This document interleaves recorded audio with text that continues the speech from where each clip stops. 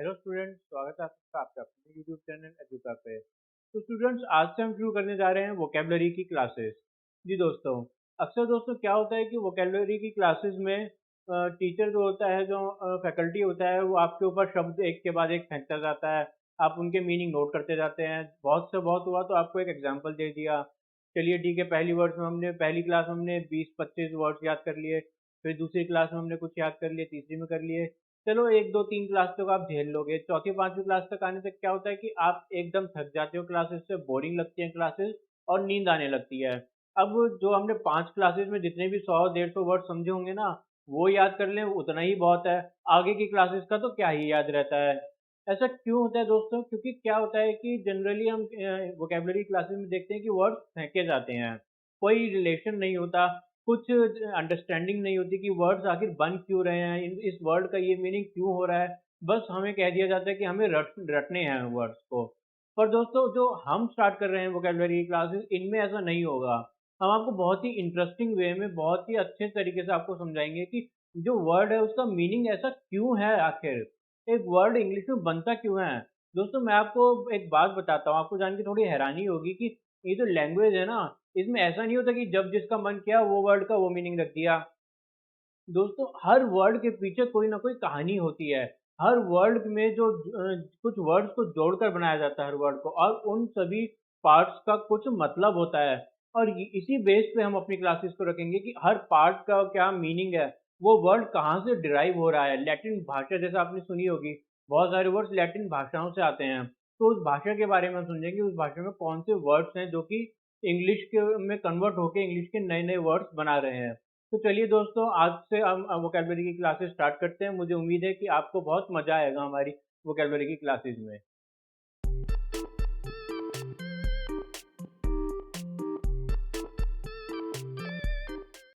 अब दोस्तों, आज हम बात करेंगे पर्सनैलिटीज की, कि कितनी तरह की पर्सनैलिटीज होते हैं, उन्हें क्या क्या कहा जाता है। अब मान लीजिए भाई, कोई है एक बंदा जो अपने में ही गुम रहता है, अपने जो ज़्यादा किसी से मिलता जुलता नहीं है। जनरली ऐसे कई तरह के लोग थोड़े होशियार भी ज़्यादा होते हैं, अपना ही जो है सीक्रेटली कोई काम कर रहा है। मान लीजिए कोई साइंटिस्ट जो अपनी अपनी लैब में ही खोया हुआ है, बाहर की दुनिया से क्या हो रहा है कोई मतलब ही नहीं है, और भीड़ वगैरह उसे पसंद नहीं है। ये एक पर्सनैलिटी हो गई।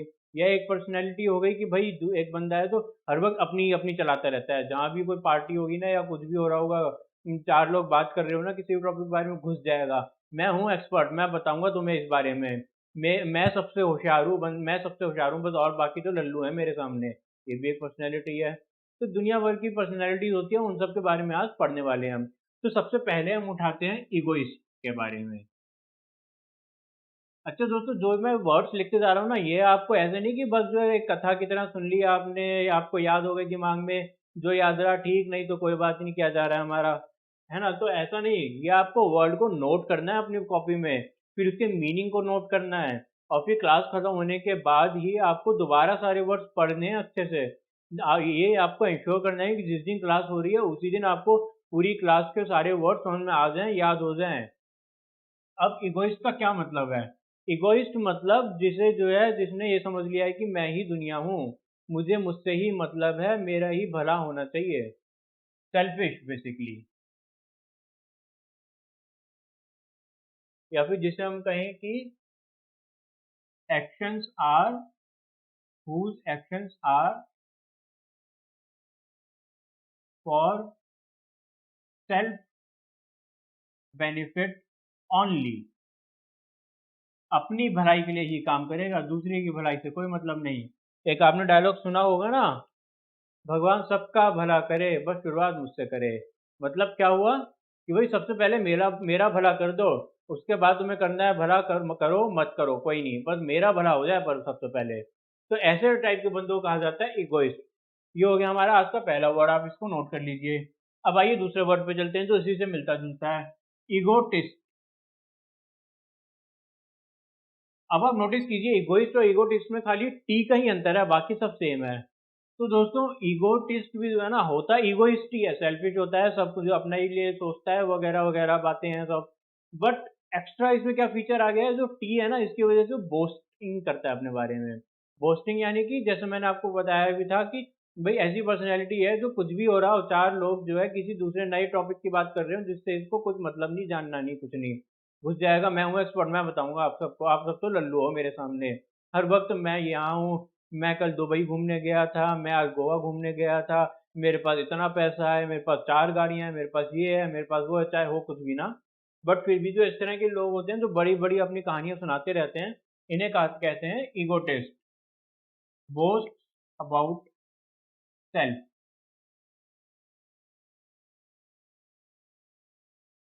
तो ये हो गया हमारा ईगोटिस्ट। अब एक और अक्षर देखते हैं, एल्ट्रुइस्ट, जो इनसे बिल्कुल ही अलग है। ये दोनों तो थे एकदम ही मतलबी व्यक्ति। और एल्ट्रुइस्ट होता है जिसने जो है जीवन में ये जान लिया है कि दूसरों की भलाई ही हमारा मकसद है। मनुष्य का जीवन तभी सफल है जब वह अपने जीवन को दूसरों की भलाई में लगाए। बेसिकली वो आदमी जो वेलफेयर ऑफ अदर्स में बिलीव करता है। अर्थात पहले दोनों वालों से बिल्कुल ही उल्टा हो गया ये बंदा तो, एल्ट्रुइस्ट। तो ये हो गए हमारे 3 वर्ड्स। अब आइए और देखते हैं। अब चौथा हमारा वर्ड है इंट्रोवर्ट और पांचवा होगा एक्सट्रोवर्ट। ये दोनों मैं आपको साथ साथ क्यों बता रहा हूँ, क्योंकि ये दोनों एक दूसरे के अपोजिट हैं। इंट्रोवर्ट और ये एक बोला मैंने एक्सट्रोवर्ट। नोट करते चलिएगा दोस्तों सब चीजें, कहीं भी कोई कंफ्यूजन नहीं होनी चाहिए। इंट्रोवर्ट विद इन सेल्फ, अपने में ही रहता है बस। पार्टी पर्सन, पार्टियों में जाना पसंद है, पार्टी लोगों से मिलना पसंद है, क्राउड पसंद है। जबकि ये जो इंट्रोवर्ट है इसे मैक्सिमम वन एक आदमी की कंपनी बस, उससे ज्यादा नहीं।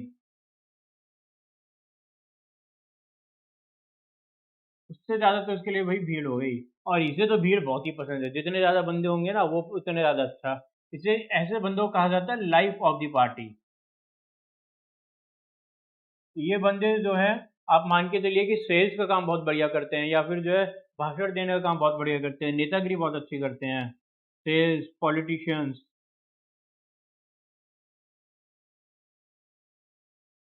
ये बंदे क्या करते हैं, ये लोग साइंटिस्ट अच्छे होते हैं। ये कोई हम दोस्तों ये कोई कैटेगरी नहीं डाल दी कि इस टाइप के बंदे जो सेल्स में ही जाएंगे। जनरली इस टाइप के बंदे सेल्स या पॉलिटिशियन होते हैं। जनरली इस टाइप के बंदे साइंटिस्ट हो या फिर कोई रिसर्चर होते हैं। ये दोस्तों ऐसा नहीं है कि इन्हें लोगों की जो है बड़ा इन्हें लोगों से मतलब नहीं है। ये लोग बस काम सीक्रेटली करते हैं, बस मनी मन में इनके भी दोस्तों इच्छा होती है कि लोग हमारी तारीफ करें। ये भी मनी मन चाहते हैं कि लोग जो है हमारी बड़ाई करें, हमारे काम की तारीफ करें। इसलिए तो इतनी मेहनत करते रहते हैं दिन भर कि भाई लोग जाने हमें, हम भी मशहूर हो। और इन लोगों का क्या है कि ये तो जो है मशहूर करवा ही लेते हैं खुद को पार्टी में घुस के, कैसे भी ना कैसे करके। अब बातें बना के, मीठी मीठी बातें बना के जो है लोगों को फंसा लेते हैं, लोगों से जो है अच्छे से अपना काम निकलवा लेते हैं। तो ये हो गया इंट्रोवर्ट एक्सट्रोवर्ट, ये आप नोट कर लीजिए। आगे चलते हैं फिर हम। अच्छा एक और वर्ड है इंटरेस्टिंग सा, ये बड़ा इंटरेस्टिंग वर्ड है, इन्हीं दोनों से जुड़ा हुआ है, एम्बीवर्ट।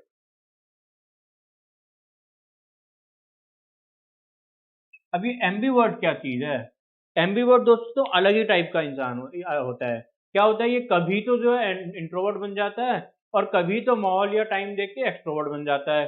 ये जनरली हो गया, एक जो नॉर्मल आदमी होता है ना दोस्तों, ना तो वो पूरी तरह से एक्सट्रोवर्ट होता है, ना वो पूरी तरह से इंट्रोवर्ट होता है, वो एम्बीवर्ट होता है। Depending on time and place, personality changes. भाई क्या होता है कि जब आप मान लो आपको आपके जान पहचान के दोस्त मिल गए या आपके जो है भाई बहन मिल गए, तब तो आप जरूरत से ज्यादा बोलते हैं कि चुप कराते कराते थक जाए कोई व्यक्ति, आप चुप होंगे नहीं। पर मान लीजिए आप जो अनजान व्यक्तियों के बीच में आ गए हैं, तब हो सकता है कि आपको डर भी लगा, ये कैसे लोग हैं यार, ये क्या बोलूं मैं इनसे क्या ना बोलूं। तब आप इंट्रोवर्ट हो गए। तो इस तरह से सभी जो नॉर्मल लोग होते हैं कई बार एक्सट्रोवर्ट जैसी पर्सनैलिटी दिखाते हैं, कई बार इंट्रोवर्ट जैसी दिखाते हैं। तो ऐसी जो मिक्सअप पर्सनैलिटी है इसे कहा जाता है एम्बीवर्ट पर्सनैलिटी। तो आइए अब आगे वर्ड देखते हैं हम। अब क्या हो गया, मान लीजिए आपने सुना है होगा कि भाई पहले जमाने में होता था, और अभी भी कहीं कहीं देखा जाता है कि चलिए अभी हम एक और डिस्कस करते हैं, पहले मिज़ेंथ्रोप के बारे में। जैसे कि होता था ना कि राक्षस प्रवृत्ति के व्यक्ति, जिसको हम कह देते थे, क्या होता था कि मैं पूरी इंसानियत को खत्म कर दूंगा। अभी भी हम देखते हैं, टीवी में भी होते हैं ऐसे लोग कि, या जैसे हिटलर था, मैं पूरे सारे ज्यूज को खत्म कर दूंगा, पता नहीं और किस किस को खत्म कर देता वो। इस तरह के जो लोग होते हैं ना, कि मैं पूरी जो है इंसानियत के ही दुश्मन होते हैं। इन लोगों को बेसिकली नफरत ही है इंसानियत से, हेट्स पीपल। अच्छा, इन लोगों की इंटरेस्टिंग बात एक और होती है कि सीक्रेटली ये लोग खुद से भी नफरत करते हैं। ऐसा भी नहीं खुद से भी प्यार है इनको, इन्हें इतनी नफरत है हर चीज से, हर इंसान से, खुद से भी नफरत है। बताओ, जैसे राक्षस हो गए भाई, वैसे टीवी में तो दिखाया जाता है खुद से तो बड़ा प्यार था उनको, बट जनरली मिज़ेंथ्रोप क्या होता है कि उसके मन में इतनी नफरत भरी है हर इंसान के लिए कि उसे इंसानियत के कंसेप्ट से ही नफरत है, इंसान होने ही नहीं चाहिए। इंसान जो जीव जंतुओं को मारते हैं, इंसान ये करते हैं, इंसान वो करते हैं, इंसान जो बहुत बुरे होते हैं, ऐसे लोगों को कहा जाता है मिज़ेंथ्रोप। अब ये हो गया जो इंसानों से नफरत करते हैं। अब कुछ जो होते हैं ना, कुछ लोग ऐसे भी होते हैं जो कि औरतों से नफरत करते हैं, लड़कियों से नफरत करते हैं, बेसिकली फीमेल्स से नफरत करते हैं। ऐसे भी लोग होते हैं। इन्हें क्या कहा जाता है? इन्हें कहा जाता है मिजोगाइनिस्ट, हेट्स फीमेल। हो सकता है कि भाई इन्हें किसी पहले अपने टाइम पे किसी फीमेल से धोखा मिला हो, उसकी वजह से ये लोग इस तरह से बन गए हैं। बस इन्हें जो ऐसा नहीं कि पूरी इंसानियत से नफरत है, इन्हें बस जो है फीमेल्स से नफरत है। नॉट डेट कि रूढ़िवादी परंपरा के हैं, ये हो सकता है मॉडर्न भी हो, या हो सकता है रूढ़िवादी सोच भी हो इनकी, बट वो इधर मैटर नहीं कर रही है। मैटर ये करता है कि इन्हें औरतों से ही नफरत है इन जनरल। ये कोई औरतों को इंफीरियर नहीं समझ रहे हैं, बस इन्हें नफरत है उनसे। ठीक है, ये हो गया हमारा मिसेंथ्रोप, मिसोजिनिस्ट। अच्छा, ये बोलता क्या है, बोलते क्या है? मिसोगाइनिस्ट नहीं, मिसोजिनिस्ट।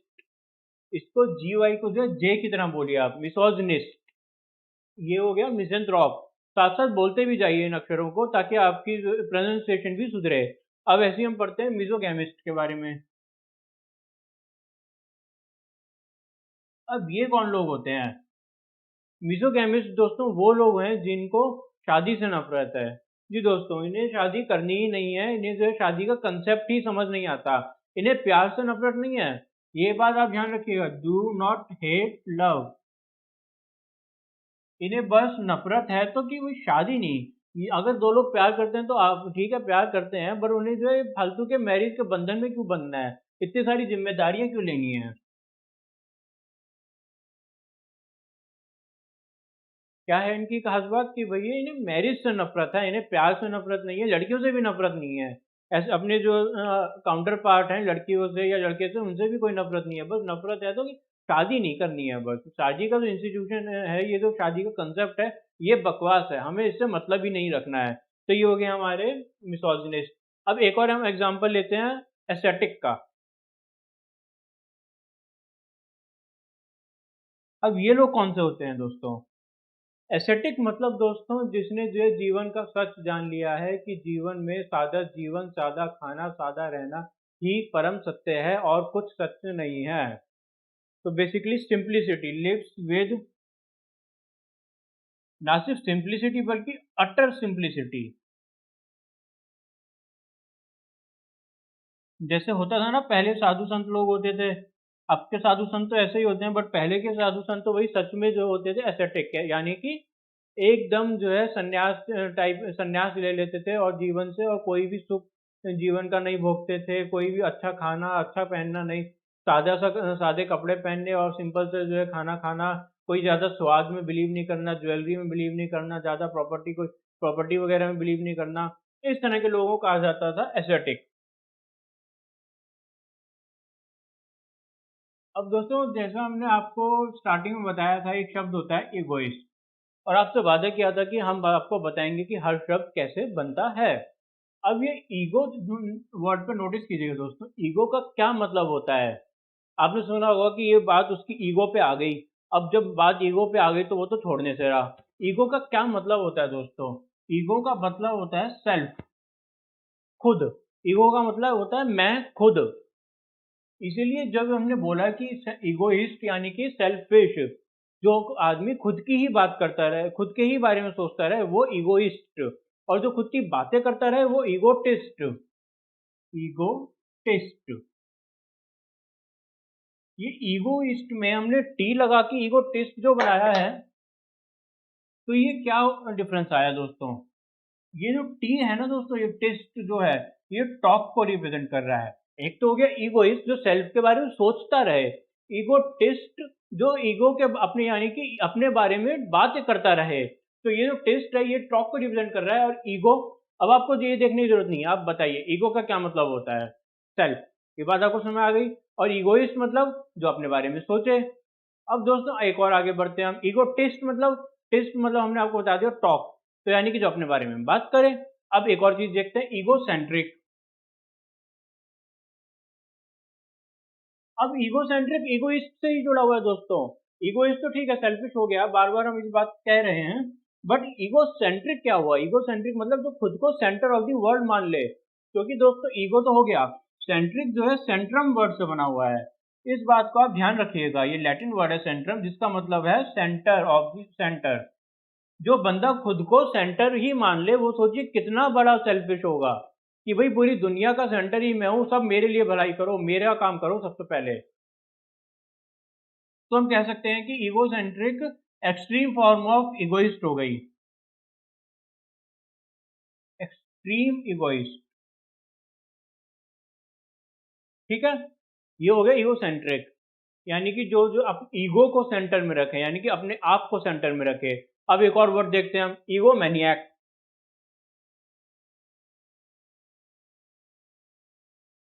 अगेन ईगो तो एक देखते ही आप अब अलग कर देंगे एकदम से।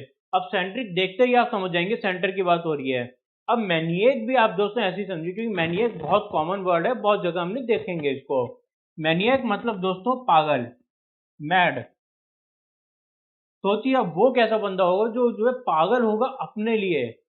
वो तो हम कह सकते हैं कि स्लाइटली पागल ही हो चुका है हल्का सा। तो ये हो गया extreme form of egocentric.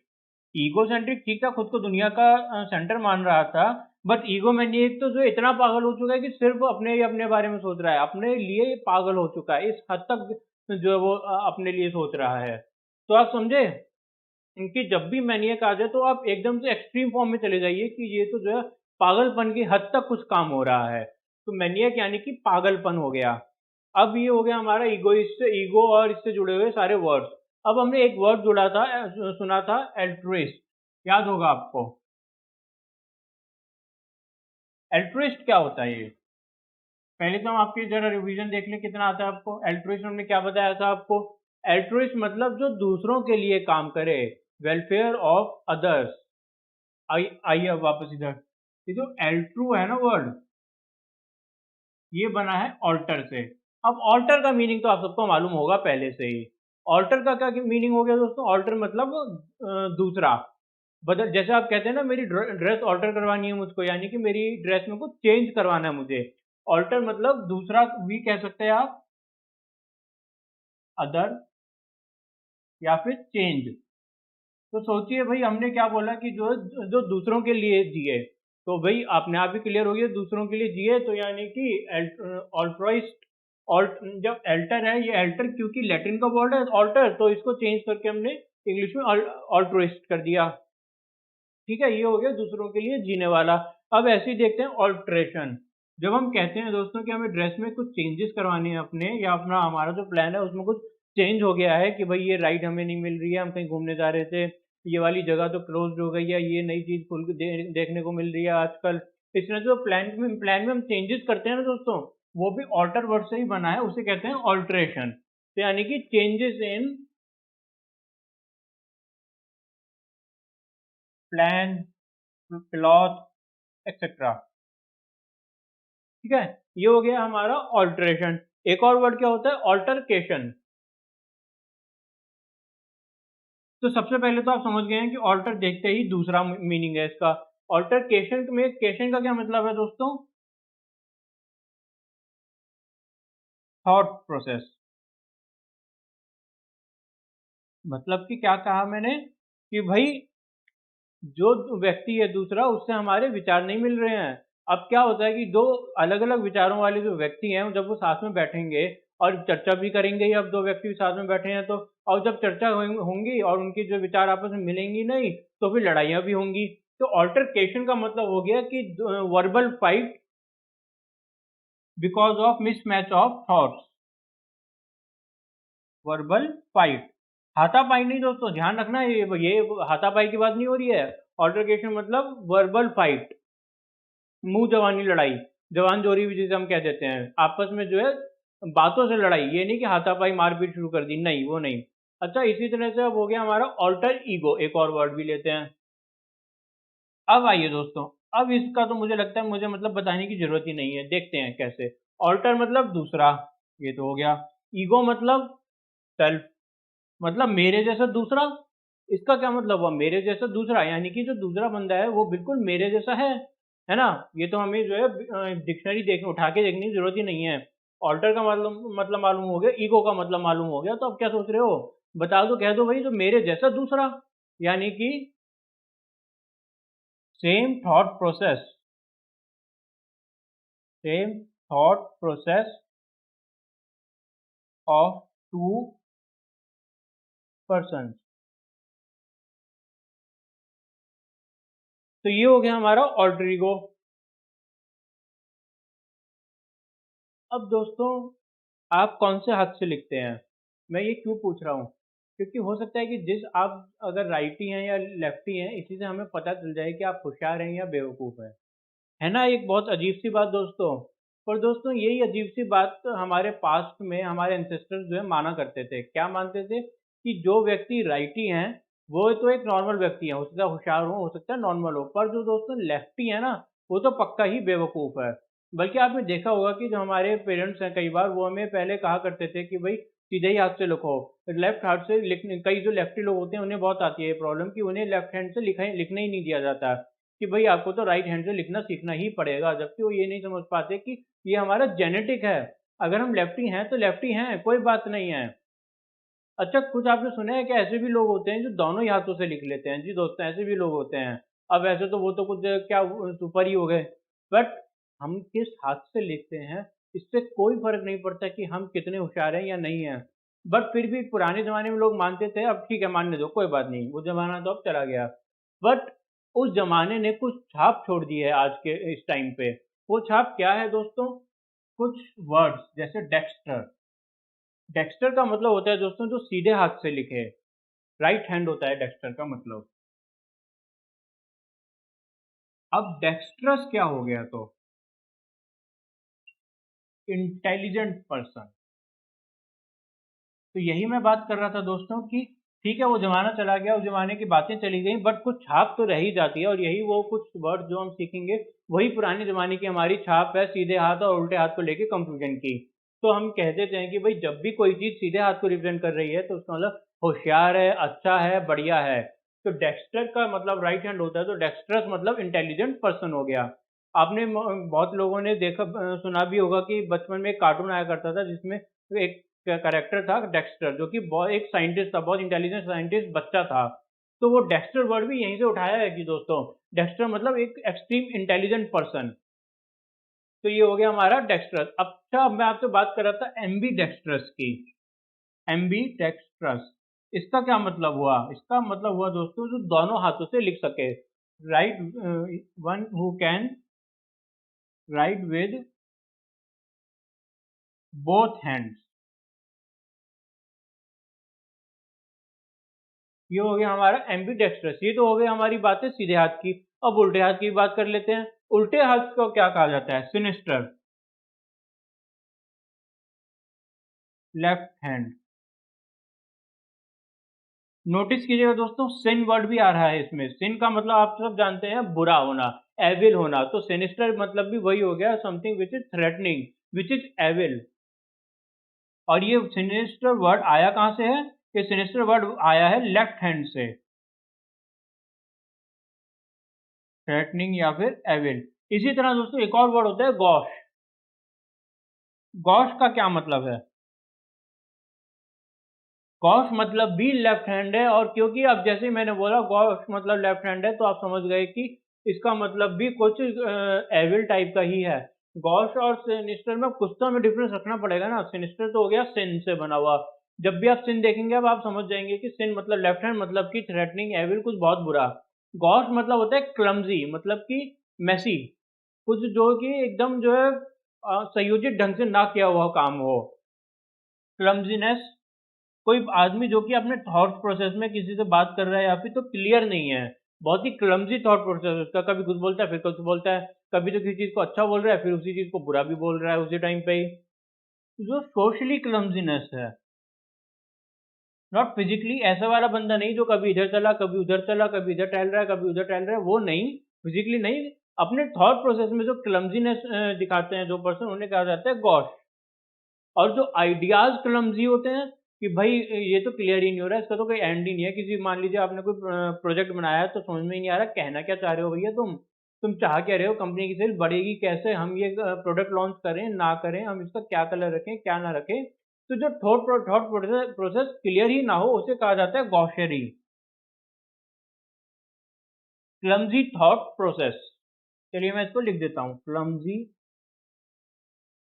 Thought process. तो ये हमारे कुछ वर्ड्स हो गए सीधे हाथ और उल्टे हाथ को लेकर। सीधे हाथ और उल्टे हाथ को लेकर ये हो गया हमारा डेक्स्टर हो गया। फिर हमें ध्यान रखा सिन का, फिर उसके बाद गॉश का। एमबी रह गया दोस्तों इधर। अगर मैंने आपको पहले एमबी का मतलब नहीं बताया तो मैं अब बता देता हूँ एमबी। एमबी का क्या मतलब होता है दोस्तों, एमबी मतलब दोनों। एमबी डेक्स्टर जब हमने बोला था ना दोनों हाथों से अगर लिखते हैं एमबी डेक्स्टर में, तो एमबी का मतलब है दोनों, बोथ। इस बात को भी आप ध्यान रखिएगा।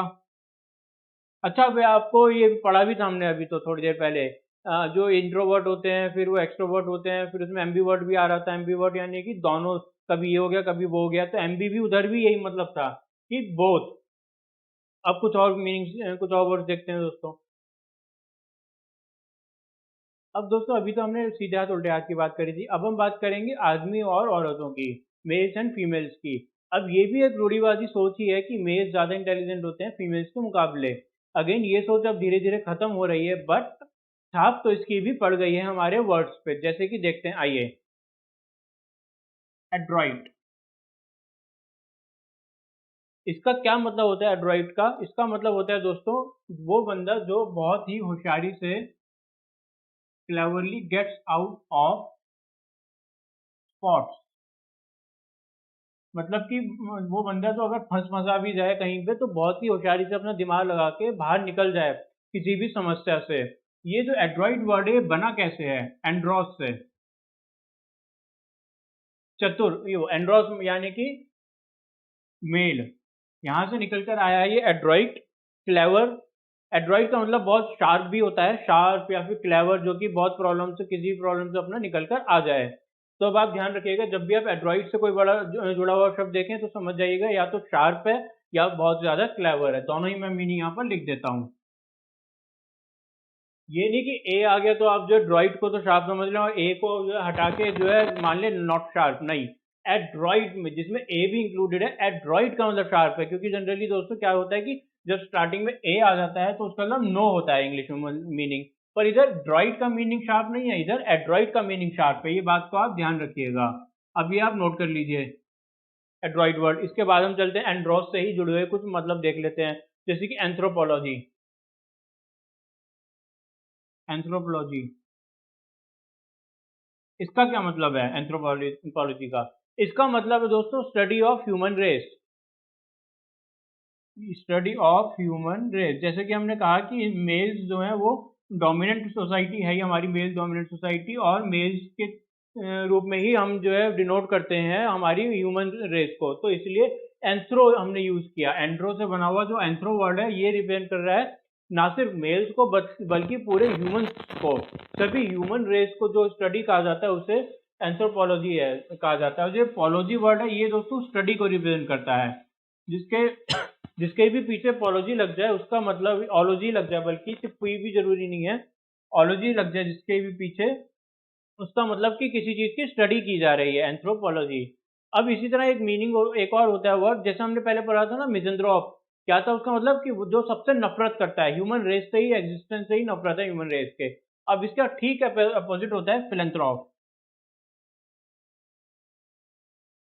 फिलेंथ्रोप, इसका क्या मतलब होता है? ये आपने वैसे वर्ड सुना तो होगा ही, फिलेंथ्रोपिस्ट, फिलेंथ्रोपी।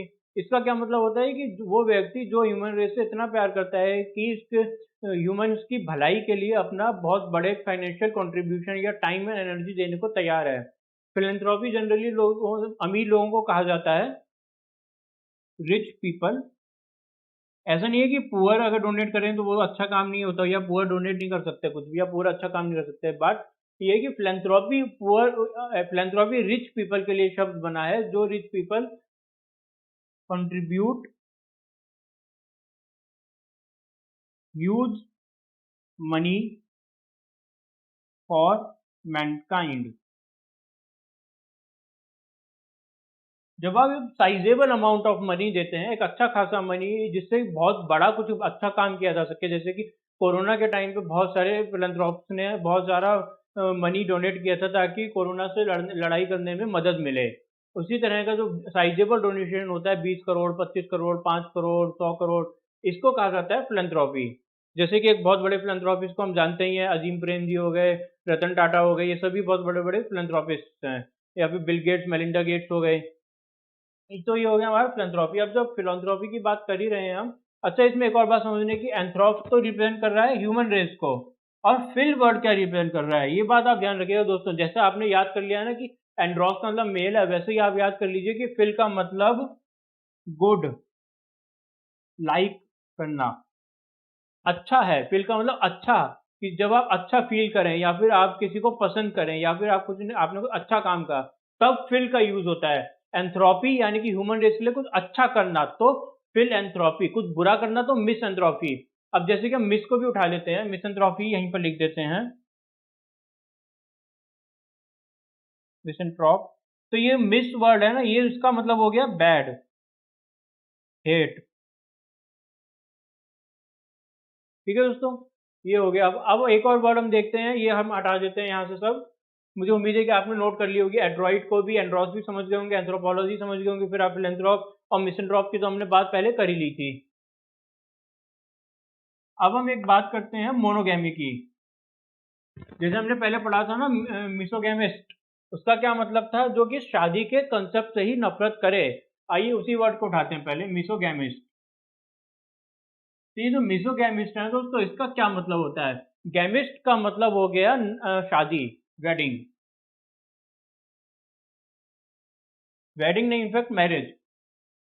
अब वेडिंग और मैरिज में क्या डिफरेंस है दोस्तों, ये आप सोच के बताइएगा। ये आपका होमवर्क है कि वेडिंग और मैरिज में क्या डिफरेंस होता है।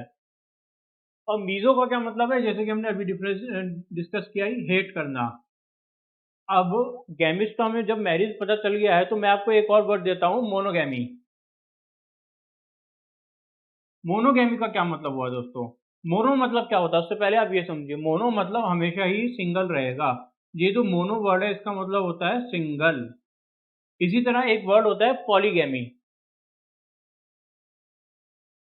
पॉली का क्या मतलब हुआ? मोनो हो गया सिंगल, पॉली का हो गया मोर देन वन, या फिर मैनी, एक से ज्यादा। अब इसका क्या मतलब हुआ कि जब एक शादी कोई बंदा करे तो मोनोगैमी, और एक से ज्यादा शादी करे तो पॉलीगैमी। ये दोनों हमारे वर्ड्स हो गए, मोनोगैमी और पॉलीगैमी। एक और वर्ड बचा है अब हमारा, पॉलीसेंट्रिक, सॉरी पॉलीएंड्री। अब एंड्रॉस का मतलब हमने आपको पहले ही बता दिया था, क्या होता है? मेल होता है। यानी कि पॉली मेल, बहुत सारे आदमियों को कहा जाता है क्या पॉलीएंड्री? नहीं।